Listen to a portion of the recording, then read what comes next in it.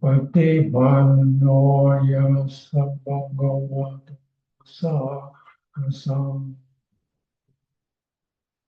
yamayam bhagavantam sadhammam sasangham ime sanghavare nataraham aropinehi avipochayam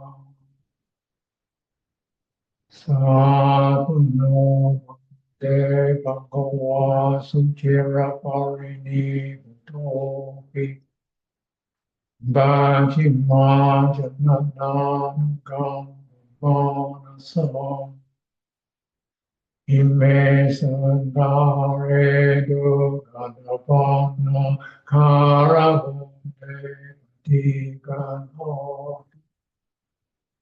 Umhanami Haradam Indaya Sukhaya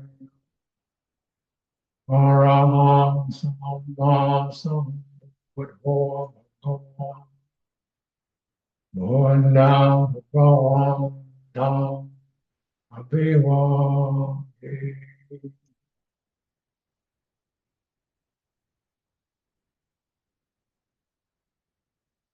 Svakatu Bhagavatam Dhammam Namasam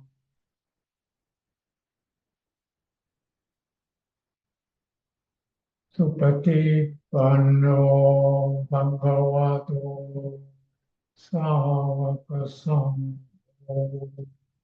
Sangham Namah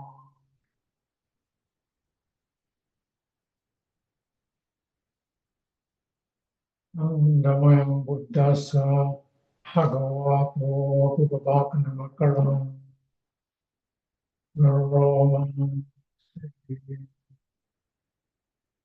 Namo Tassa Bhagavato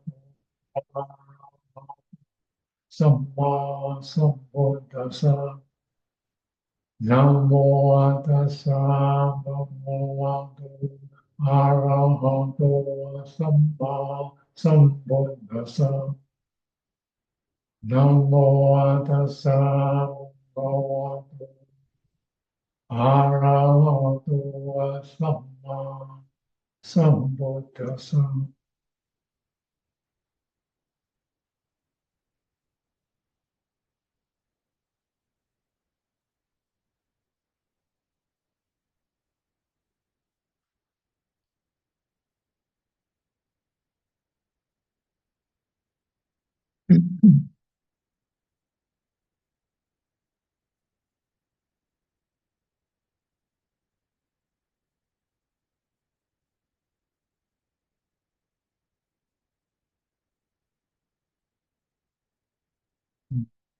So, acknowledging why we come here,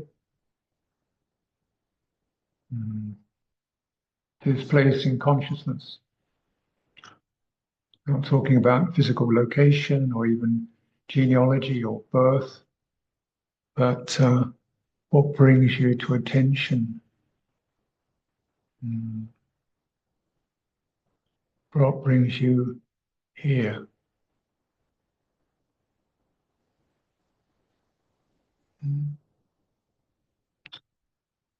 Something to be met, something to be investigated, something to be released,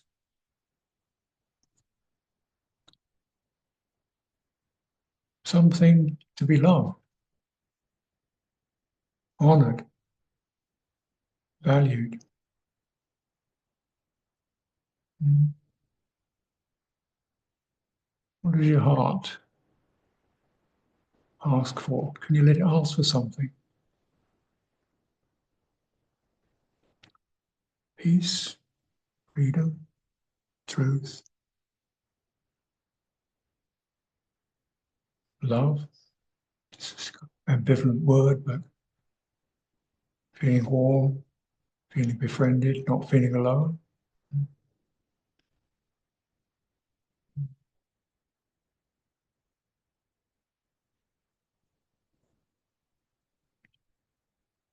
Or feeling pushed, driven, burdened.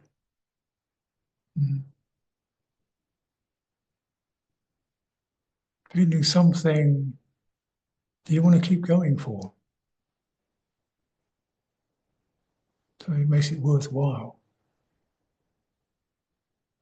You really want to be here.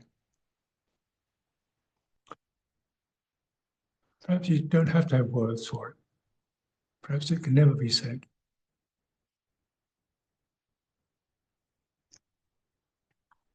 But once it's said, it starts to get confusing.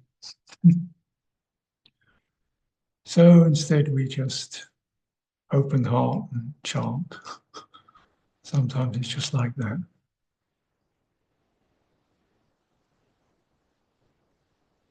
And sometimes it's just silence.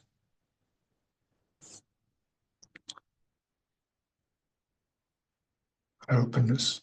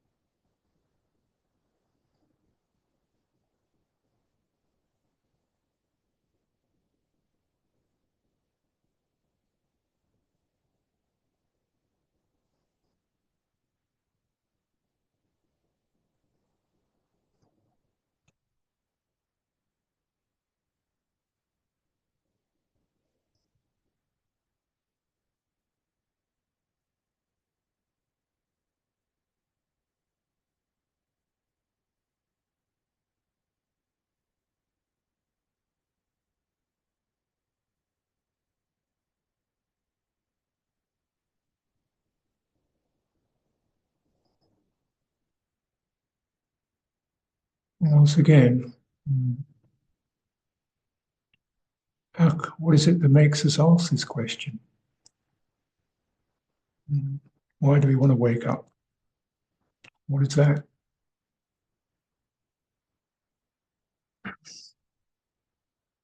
Mm.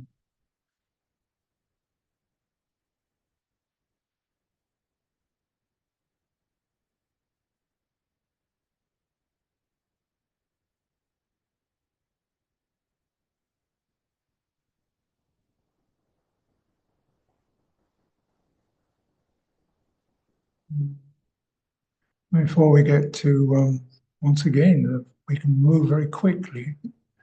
The mind moves so quickly. It moves to ideas, perhaps, hopes, frustrations, sense of what I am and what I'm not, what I wish I was and what I feel I can't be. Just slow it down, take it away from these objects in the ways it rushes out.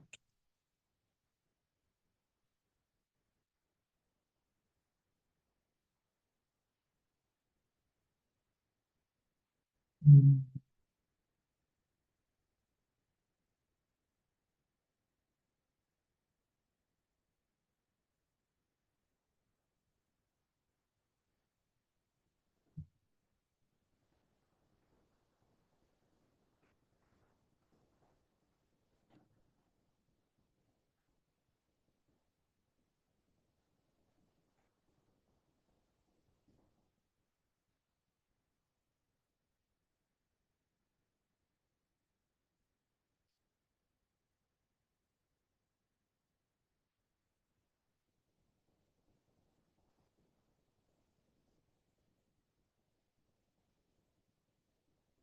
Mm.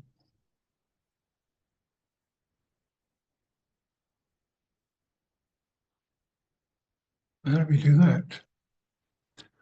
This is something where you do have some definite things you can, tangible things you can do, which is the value of this body.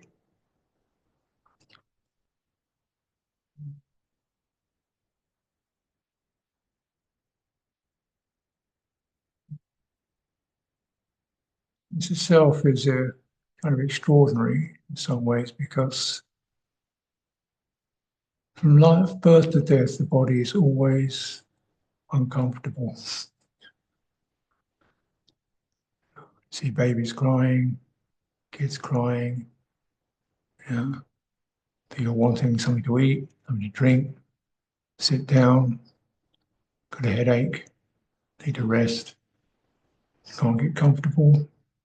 I mean, it's not agony, it's just the constant fidget. And sometimes it can be very, very painful. Yeah. And then we ask, and the Buddha's saying, go into this body. What? No wonder he was the only one at his time. Everybody else was trying to get out of it. He's saying, within this body, within this body, with its consciousness. And it's a very small piece of language.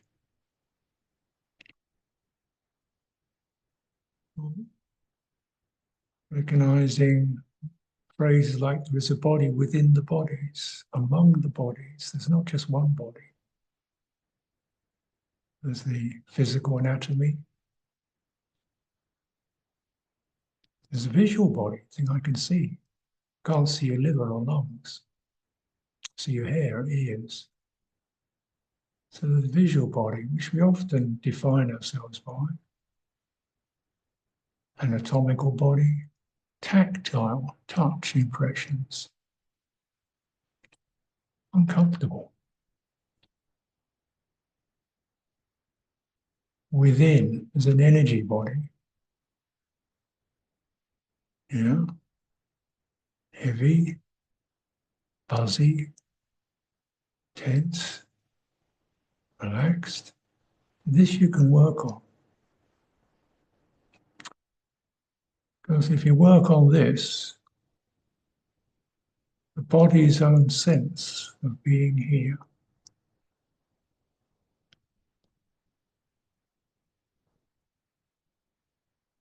this body also comes here. It is here. It's not a visual object. Sense of presence.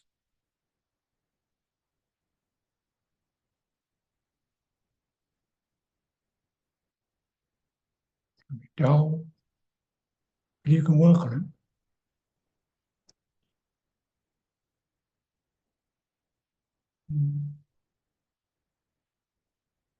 Want to put it mildly, put it more gently. The heart can encompass this body, this inner body,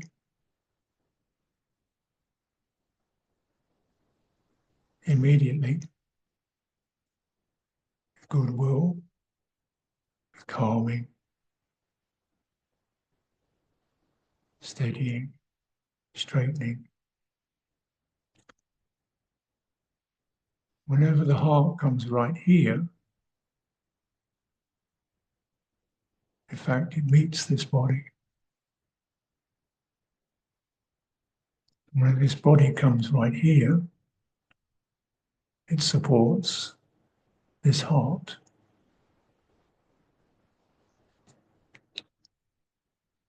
So right here, in the middle of the discomfort, emotional conflicts, right here, where the two meet, is the foundation for liberation.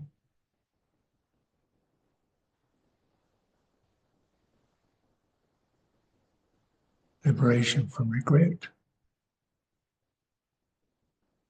resentment, fear, anxiety, depression, feeling overwhelmed, feeling can't make it, feeling rejected. Freedom from me.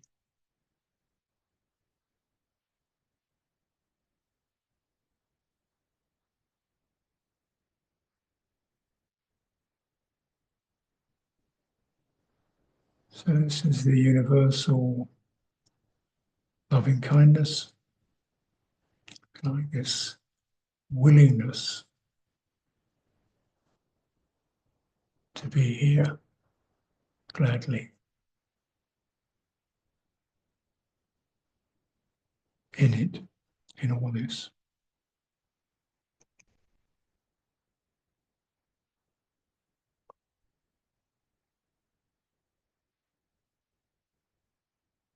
Following anything else just brings us into more pain and conflict. And Mahakaruna, Metta Karuna, loving kindness, compassion,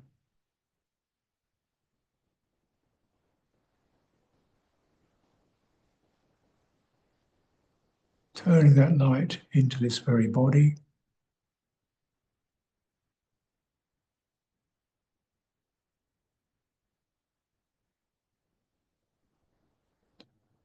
with its agitation,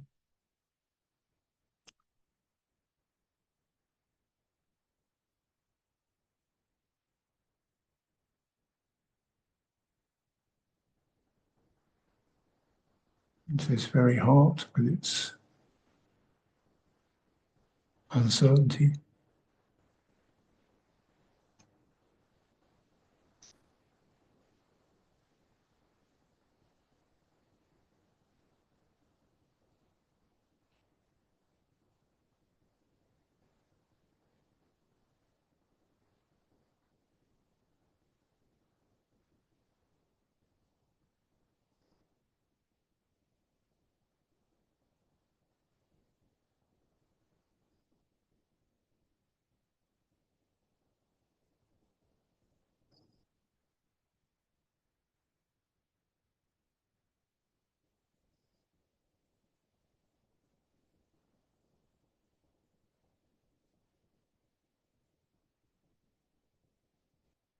and we may find what may be revealed.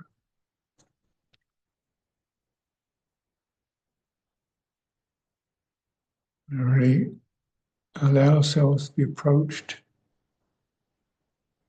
allow the heart to be approached by life, this tremendously strange creature,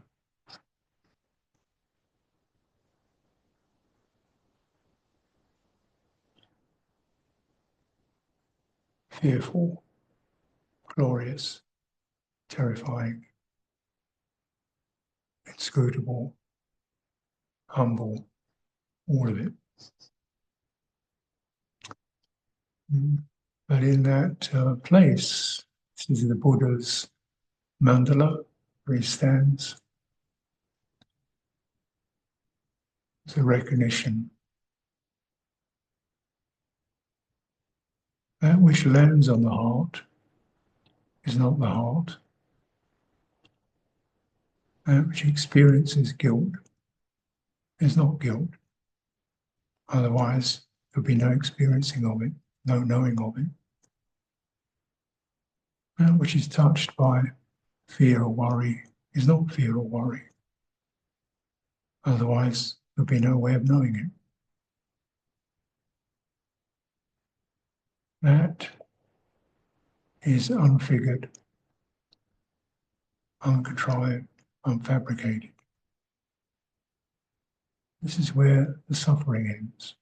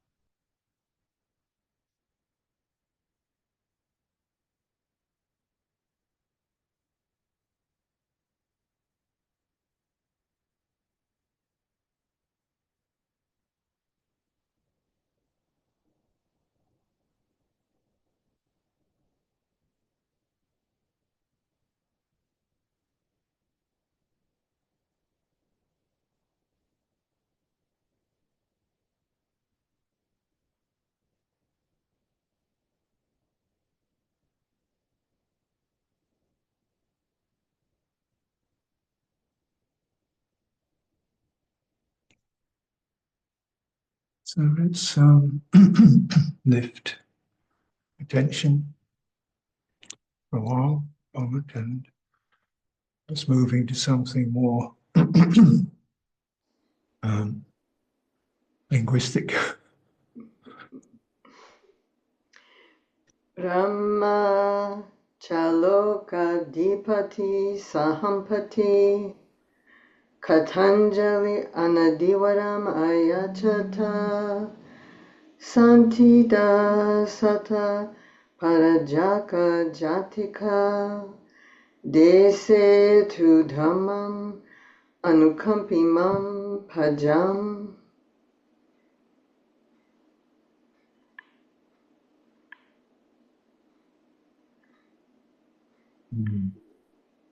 Namo tassa bhagavato arahato samma sambuddhassa. Namo tassa bhagavato arahato samma sambuddhassa. Namo tassa bhagavato arahato samma sambuddhassa. Buddhang dhammam sangham namasami.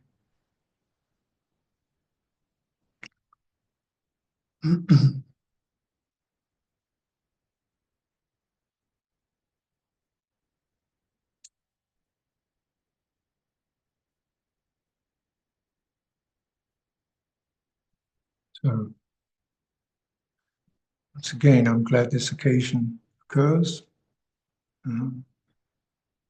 Just you have a brief look around your screen, you see there's people from all kinds of places in the world. That itself is a source of comfort. Because we look at things, names like Canada, Italy, Malaysia, California, whatever, we start to think in terms of separateness. So that's the way our world is created. Created. And you see the consequences of creating a world of separation.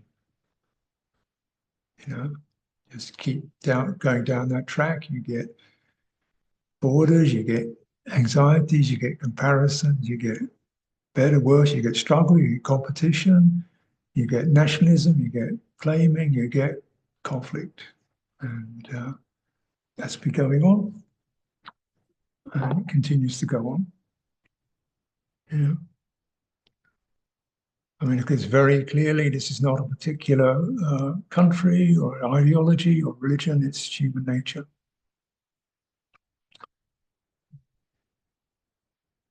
Distinction gives this distinction, creates definite sharp knowledge. I am this, I am that, I belong to this, I'm one of these, that's where I am. You know, once you make that statement, sounds very confident, sounds very attractive, sounds true, suffering will come along behind it. You notice that conflict with others. Yeah. And then, you recognize whatever place if you're really honest, you recognize whatever place you stand on, whatever you identify with, that is not actually flawless. So the condition, if you look at it nationally, any country you can name, it's always got some beautiful things it's done and some horrible things it's done. And it will continue to do the same. Beautiful things and horrible things. Slaughter, and beauty and courage and love and violence and attempts to make things better and inequality and corruption. And it's, and this lust for power, to be on top of everybody else, to be the best, top. We are the best. Just got to make sure everybody else believes it. So only follow what we did and listen to me, everything would be all right. So this is the story of human beings. And of course, we get nationalism, we get racism, we get religious dogmatism. And, comes out of family life, doesn't it? Even two people is politics.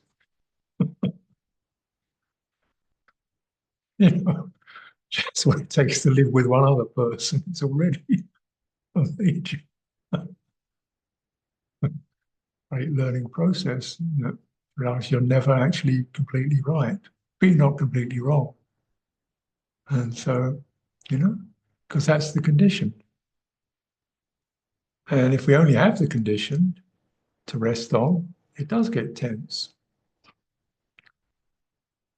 If there were only the condition, then we'd have to find the right condition and be the right condition and own the right condition.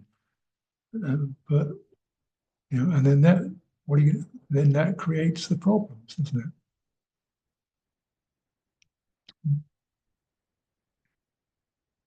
it? So coming up to Vesak and commemorating the teaching of the Buddha and life of the Buddha. And really, in all honesty, actually, we don't know when the Buddha lived. We can't really find out. It's impossible to find out exactly when he lived. We've got a very strong feeling he was around. This amazing corpus of teachings came out of something. We don't quite know when. We don't know really what he looked like.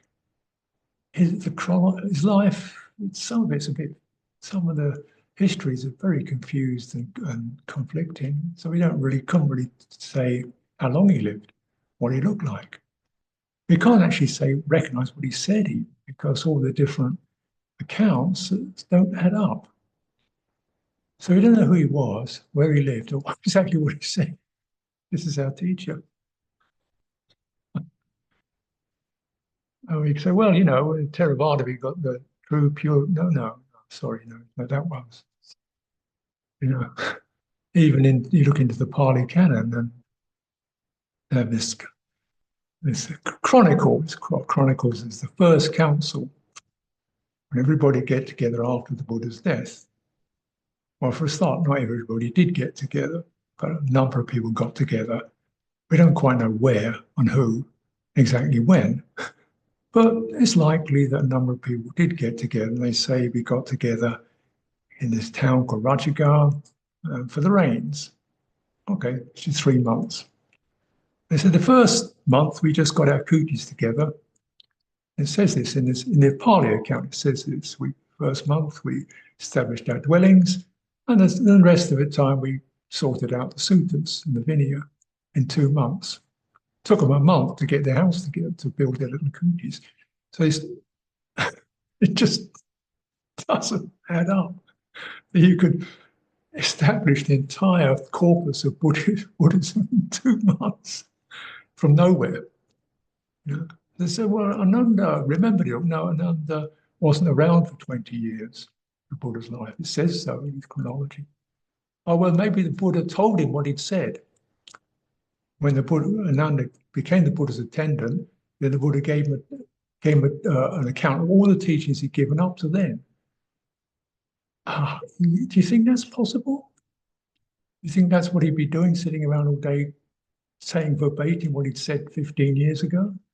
I don't think so. And when you look in the sutras, it says, clearly gives sutras which were given after the Buddha's death.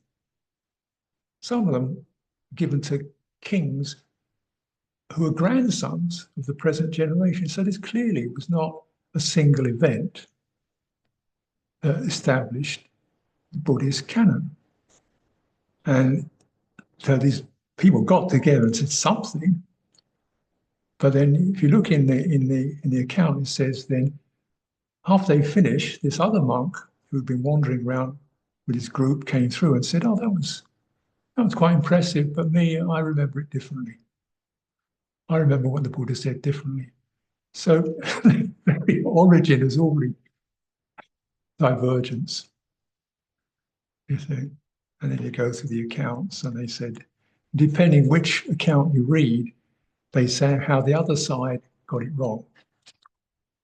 You know, so you get this various splits and different accounts of where it came from. And, you know, and then they get things like Mahayana, right? That didn't arise until the 1st century. That's 300 or 400 years after the Buddha's death. So all kinds of stuff was getting formulated and woven together, and people were agreeing and disagreeing, and that's the way it's been ever since. So really, and they started to use the word Theravada in about the 3rd century of the Common Era. That's maybe 500 or 600 years after the Buddha passed away. And then there was a whole dispute in Sri Lanka where one side were very strongly opposed to another side. It was a whole, went on for about 300 years of conflict between these two different parties before one side became supreme. They called themselves, you know, we are the Theravadins, and everybody else has got it wrong.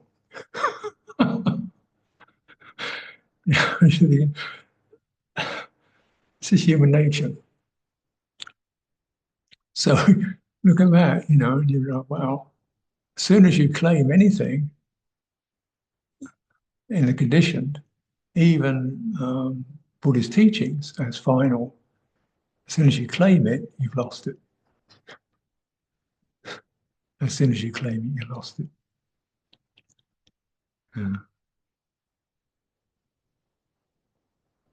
And, you know, this is why it was always orally spoken, because in the moment of hearing it, what brings you there and that which is transmitted in that moment, the heart is touched. That's where the Dhamma occurs. It occurs when you hear the voice, and when you hear the sound, and your heart, which was eager and listening and open because of the presence, because of the occasion, when that rises, then that's when the Dhamma is transmitted. It's a very, you know, so everything else is kind of like, you know, whatever works really, which isn't a very comfortable statement when you're looking for definite hard facts. But it does mean that it's always precariously alive, which is exactly where all of us are, precariously alive, searching for security, but actually precariously alive, precariously guessing, precariously kind of making statements that are valid for a moment before, well, it depends what you mean by that, and how somebody else hears it, and whether they were ready for it. This makes it a very interesting and good-natured transmission, because everything we say, well, the transmission has to come from goodwill, not from right and wrong. has to come from goodwill. It has to be met and digested before it can actually happen. Mm. Mm. And this is why, of course, the transmission medium is Sangha, by which I don't just mean community of monks and nuns, but the whole sense of the mutual dialogue and conversation. And even if it's verbal, even non-verbal, we recognize I live in a multi-voiced, multi-minded congregation. So therefore, anything that seems to heighten me in all that has to be modified. That's why, of course, any teacher will always pay respects to the Buddha before they teach, either verbally or gesture, because it's not me. And generally, a teacher has to be requested to get on to the seat. Yeah.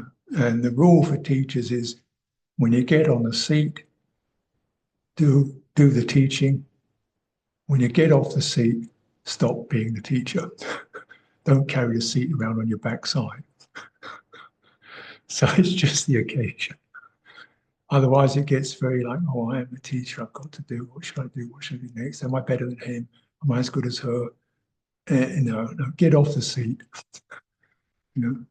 And with that attitude in everything we do, well, at the moment, we are the occasion. The occasion asks this, therefore you rise to it. Whether the occasion is your work, the occasion is in your relationships, the occasion is in what you're meeting, the occasion is this, you give it all you have, then you let it go. And that is the process, isn't it?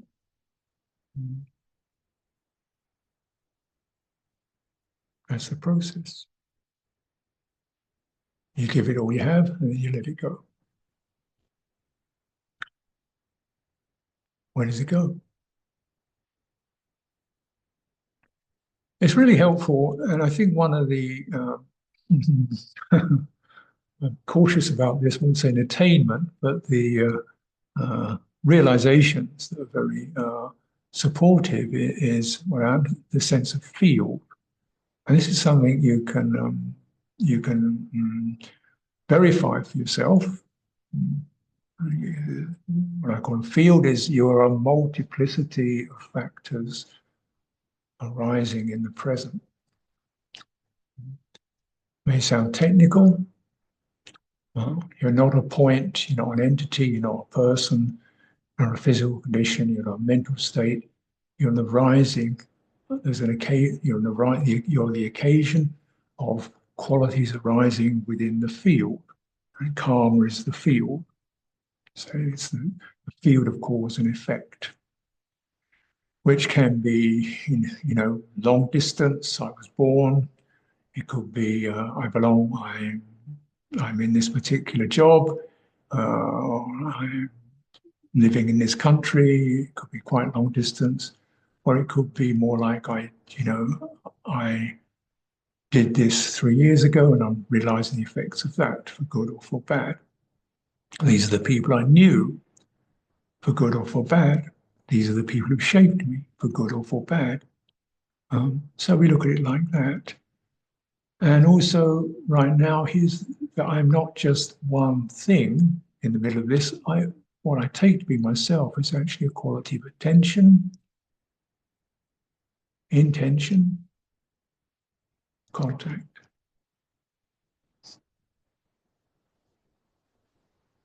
Right? Now, attention,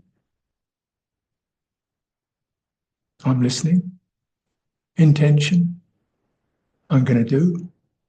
Contact, this is touching me. Okay? Attention, what? strikes you. What are you listening to? Right now it's my voice. There's also your thoughts. So you open the quality of attention.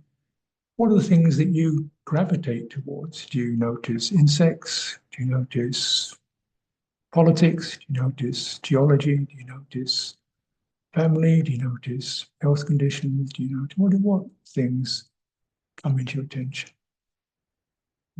Recognizing that in all the field of attention that's possible, actually your attention only occupies a fragment of that.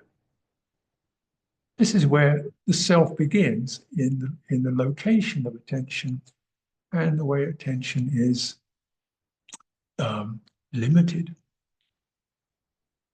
Yeah, you know. So you go into the Dhamma hall, meditation hall. You don't notice at all. You don't notice the nuts and bolts. You notice the Buddha. You don't notice the grain of wood on the floor. You've got no idea about the insulation. You're not even interested in where the heating pipes are. You don't notice how the slope of the roof, how it's going to be affected by the weather. That doesn't come into your attention at all. If you're a builder, you would. If you're a thief, you probably notice where the locks are and the windows and how you get in, but you don't see those. Because your attention is configured by your own tendencies. What do you see when you see another person? When you meet someone, what happens to you? Do you pick up their shape, their face? Or do you detect age, gender? Do they seem aggressive or peaceful? What happens for you? What do you attend to? And that will keep changing. As she speaks, I notice her voice tone. I notice she's getting a little bit, her face is getting slightly agitated. I'm noticing that. Or she seems very flat. I'm noticing that. What I'm not noticing is what she's feeling, which is the pain in her chest, or the ache in her legs, or whatever. So my attention to another person is always very limited, and also looking out perhaps for what signs and conditions make me feel comfortable. Actually, I don't really care that much what she looks like, whether she's blonde or brunette. I don't really care. I want to see, does she, do I feel comfortable with her? Do I feel nervous? Do I feel she's going to accept me? So I look out for those signs that will make me feel more assured. So we're attending very much around where security and well-being are. Once you know that, and you know that you attend to what you give attention to, and sometimes, in fact, a lot of the time, your attention is seized by powerful stimulation, by sights, by sounds, by commercials, by bright colours, by strong, that are all obviously cosmetic. Obviously, they don't tend to hide it. We believe in slogans that are obviously facile and stupid, and yet you get involved in the drama. We wave flags that are clearly a source of conflict. Intention, what comes out, what bounces out dependent on what we've attended to, seemingly. We get affected by something, it bounces out, this is what I'm going to do. And when we come into situations where the input is overloading, overwhelming, fearful, terrifying, what happens is, I can't do anything. I don't know. I'm just confused. So distraction. I can't face this, therefore I'll go and have a sandwich. Switch on YouTube or something. I can't bear this. So your attention is either directly, plus I really want this, or I really don't like it, or I don't know, I just feel overwhelmed. I can't manage this. And okay, now the results of these conditions are not just those events themselves, but attention creates the one who attends. Intention creates the one who does, or doesn't do, or should do, or wants to do. Intention creates the agent. Attention creates the passive subject. Intention creates the active subject. Who is the subject? You know? And of course, for most people, most of the time, this is an irrelevant question. I am me. I know what I'm doing. This is happening to me. I'm in this. I'm in this. So this is happening to me. I've got to do this. It's happening to me, but I can't do this. I'd like to be able to do this, but I can't. Oh, I just give up. Then I get to be a depressed agent, an impotent agent. In fact, I'm a bit of a failure. You know, I've never really had to do much at all, come to think of it. All the things I aimed for, I didn't really achieve. I wasn't really good at that. I got grade B on that, and you know, I really wasn't a very good father. You know, and in fact, the job I kind of fooled about. I wasn't really convinced by it, and actually, come really honest, that meditation, I just, you know, if I like the idea, I just can't do it. You know, so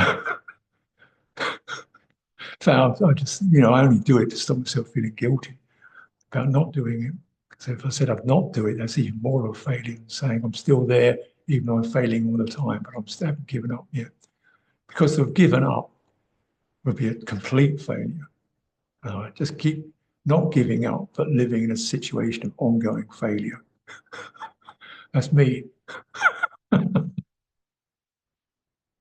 Because I haven't achieved what I wanted to achieve, what I should have achieved, what it says in the books you must achieve.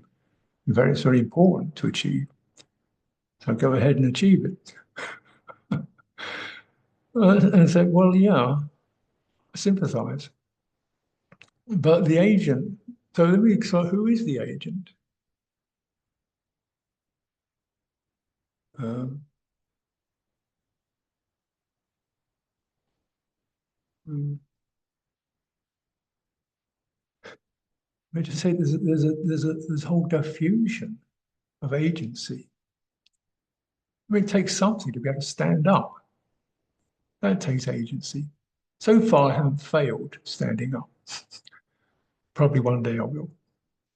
You know, to think, to move, to act, to pick things up, to sweep the floor, to water the plants, to feed the dog, all those require agency. But I don't think there's very much in that because it, you know. So even the qualities of agency are very diffused. Some are saturated with strong energy, some are softer energy.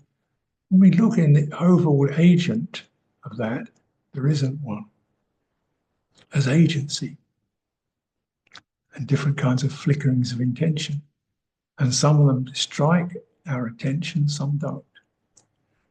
And certainly when I notice myself and in other people, you know, so often they don't actually know the good they've done. They didn't notice it. They didn't notice the kindness they have. They didn't notice the modesty. They didn't notice the resolve. They didn't notice the fortitude. They didn't notice the honesty. Didn't notice it. What they noticed was they couldn't fulfill their desire.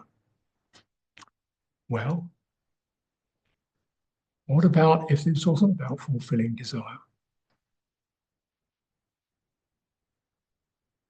Or fulfilling desire was a possible, you know, something that could happen, but it wasn't really the big thing. Well, what else is there? Well, very simply, just honesty. This is about truth. Let's find out, first of all, who's doing all this. Where do they occur? Where does it happen? Where does it, the move from attention, that which comes in, which we recognize is very partial and limited and biased, to that which goes out, which you also recognize is partial and limited and biased. Yeah? Where does attention swing into intention? Contact. Contact. Something lands and bounces. Right? An uncertainty wavers and an idea shoots out. Right? It's just, that must be the place, the meeting point, contact. So you want to, okay, so let's go right there then. What is it when you feel, when the experience of I can't do arises, to whom does it arise?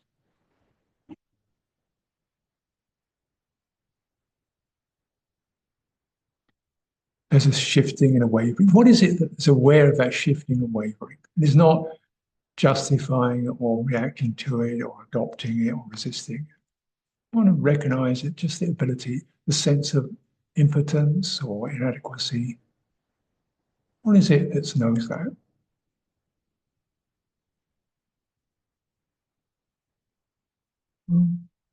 What is it that's aware of my physical limitations? I can't sit for as long as it surely I should do. What is it that's aware of that? Where does that happen?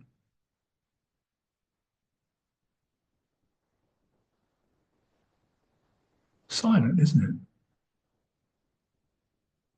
it? Isn't it?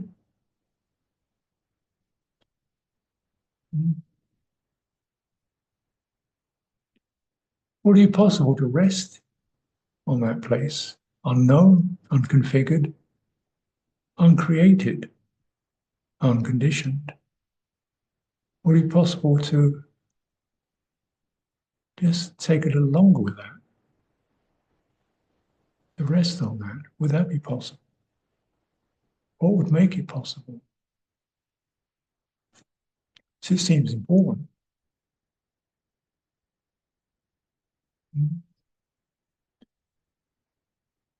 Radical acceptance, radical dispassion, radical unselfing.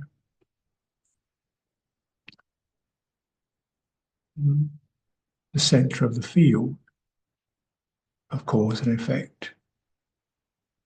The center of the field of cause and effect is empty, peaceful, silent.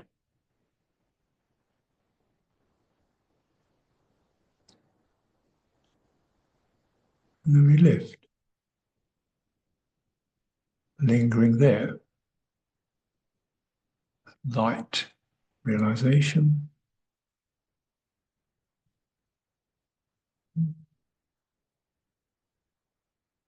What we do know to our awe and tremendous gratitude is when the Buddha landed on that place, what we call the Buddha, when realization occurred at that place, this person turned towards the world, sentiency, turned from the silence, from the emptiness, turned. And the heart resonates with sympathy, compassion, concern. Let's take it from there. What we understand is this, as this occurred for this person, this being, they didn't know what to say, but they knew they were concerned and compassionate, and they were alive. Turn to the world of sentiency. Just start walking. Just start walking. Make yourself available to life. Make yourself available to life. Just start walking. somebody will come along, will ask the right question, or present themselves, or you'll land where people you meet will bring forth the Dhamma from you, will bring forth words from you, will bring forth words of truth, deathless words. Truth is deathless speech. So the Buddha spoke.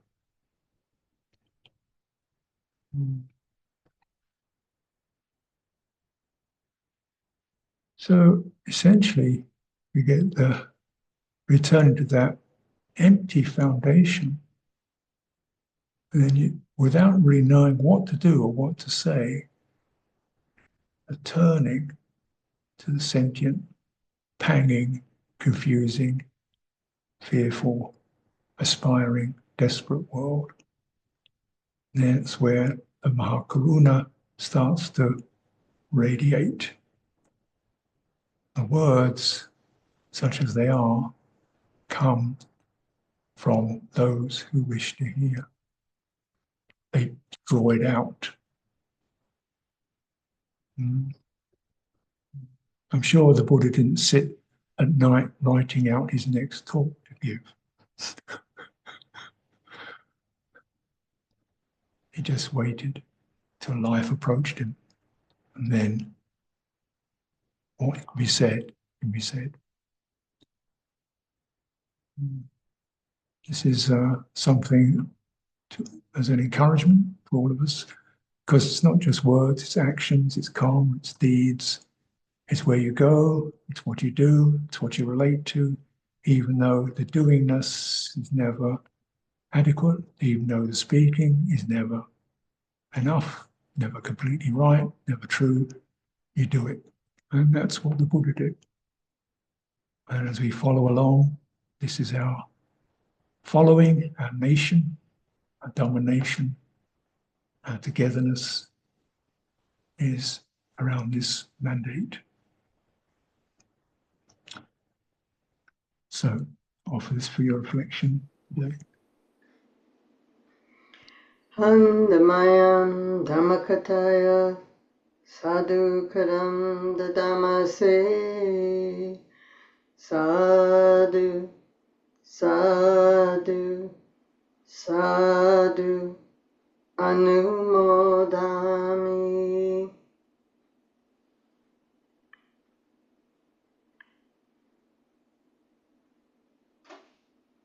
So, it's a world of time and place. At least in some traditions, tomorrow is the Vesaka Puja. Some of us hold it that way. It's good enough. Any day can be Vesak, but just bear in mind if it causes you inspiration. Most of the Theravada monasteries in the world will be honouring the Buddha in some way or another at this particular time, and that's a great occasion. Whether you're there, or just bear it in mind to also have your puja, your dedication, your resolution to to be part of this. It never makes sense on your own. If you're trying to practice just on your own, it's always, why bother? I don't know if I can do this. I can't manage. I don't know where I'm going. When you practice together, those questions don't have to occur. We know where we're going. It's right here. So keep your attention and hope to see some of you again. Let's finish off with the picture.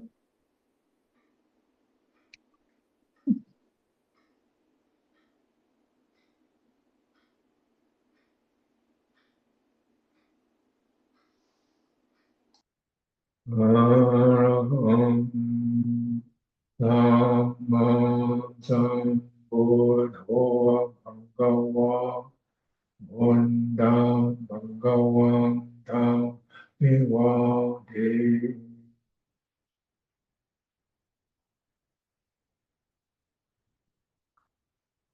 Bhagavato Bhagavata Dhammo Dhammam Namasami.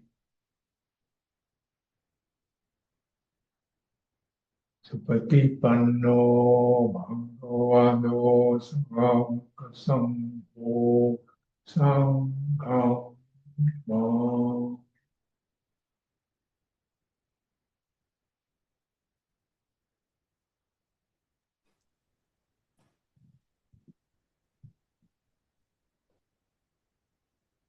Kampa. On this occasion of the Visakha Puja weekend, brothers and sisters from all around the world who have benefited from your teachings all these years, and especially in the last 5 years of since pandemic, would like to now sincerely offer our deepest respect and sincere metta to you. Please accept our 3 vows. First vow, please. Second.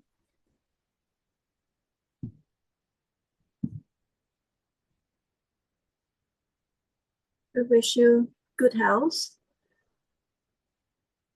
in your journeys, and we will definitely see you in person physically soon. Somewhere, somebody will see me physically, I'm sure.